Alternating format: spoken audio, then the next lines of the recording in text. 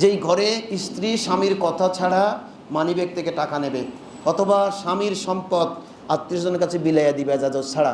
Even কি মনে রাখবেন, কিতাবে বলতেছেন যে কোনো স্ত্রী যদি ফকিরকে ভিক্ষা দেয় এটাও স্বামীর ইজাজত লাগবে। তো ইজাজত, আজকে ফকির আসবে, স্বামী তো ঢাকাতে, আমি ইজাজত কীভাবে নিব?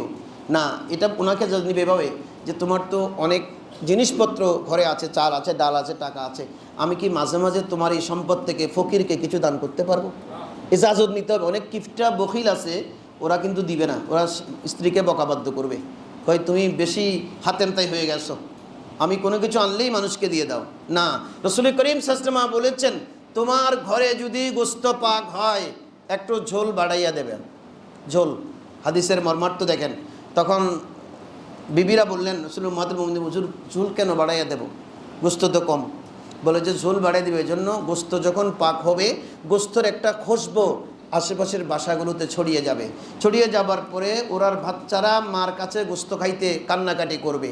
তুমি যদি গোশত দিতে না পারো তোমার প্রতিবেশীকে আধা পেয়ালা ঝোল হইলেও দিও, এটা দিলে তোমার রিজিকের মধ্যে বরকত হয়ে যাবে।